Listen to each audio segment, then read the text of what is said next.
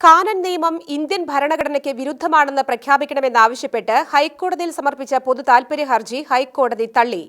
മതേതര രാജ്യമായ ഇന്ത്യയിൽ എല്ലാ മതവിഭാഗങ്ങൾക്കും ഭരണഘടനാനുസൃതം പ്രവർത്തിക്കാൻ സ്വാതന്ത്ര്യമുണ്ടെന്നും കോടതി വ്യക്തമാക്കി. ഇന്ത്യയിലെ വസ്തുവകകളുടെ മേൽ വത്തിക്കാൻ അധികാരം നൽകുന്ന കാനൻ നിയമം ഭരണഘടനയ്ക്ക് വിരുദ്ധമാണെന്ന് വ്യക്തമാക്കിയാണ് പൊതുതാൽപര്യ ഹർജി സമർപ്പിക്കപ്പെട്ടത്. ഇത് ഇന്ത്യയുടെ പരമാധികാരത്തെ ചോദ്യം ചെയ്യുന്നതാണെന്നാണ് ഹർജിയിൽ ചൂണ്ടിക്കാട്ടിയത്.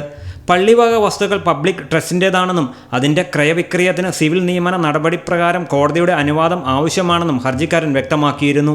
എന്നാൽ എല്ലാ മതവിഭാഗങ്ങൾക്കും ഇന്ത്യൻ നിയമങ്ങൾക്കനുസൃതമായി ഭൂമി ആർജിക്കാനുള്ള മൗലിക അവകാശമുണ്ടെന്ന് ചൂണ്ടിക്കാട്ടിക്കൊണ്ട് കോടതി ഹർജി തള്ളുകയായിരുന്നു. കോടതിയെ ഹർജി തള്ളിയപ്പോൾ സൂചിപ്പിച്ചത് ഇത് അനാവശ്യമായ പബ്ലിസിറ്റിക്ക് വേണ്ടി നൽകിയിരിക്കുന്ന ഹർജിയാണെന്നും മാത്രമല്ല ഹർജിയിൽ ഉന്നയിച്ചിരുന്ന ഒരു കാര്യം, ഇത്തരം ഭൂമിയുടെ നടത്തിപ്പ് വരേണ്ടത് അതൊരു പബ്ലിക് ട്രസ്റ്റിൻ്റെ പേരിലായതുകൊണ്ട് CPC സിവിൽ പ്രൊസീജിയർ കോഡിൻ്റെ 92-ാം വകുപ്പനുസരിച്ച് കോടതിയുടെ അനുവാദത്തോടു കൂടി മാത്രമേ നടപടികൾ പാടുള്ളൂ, ക്രയവിക്രയം പാടുള്ളൂ എന്നൊക്കെയാണ് ഹർജിയിൽ ആവശ്യപ്പെട്ടിരുന്നത്. പക്ഷേ കോടതി ആ ഹർജി തള്ളിയത് വളരെ നല്ല ഒരു സൂചനയാണ് ഈ രാജ്യത്തിൻ്റെ ജനാധിപത്യ മതേതരത്വ സംരക്ഷണത്തിനെ സംബന്ധിച്ച് നമുക്ക് ലഭിക്കുന്നത്. കാനൻ നിയമം ബാധകമല്ലാത്ത വ്യക്തിയാണ് ഹർജിക്കാരനെന്നും കോടതി ചൂണ്ടിക്കാട്ടി.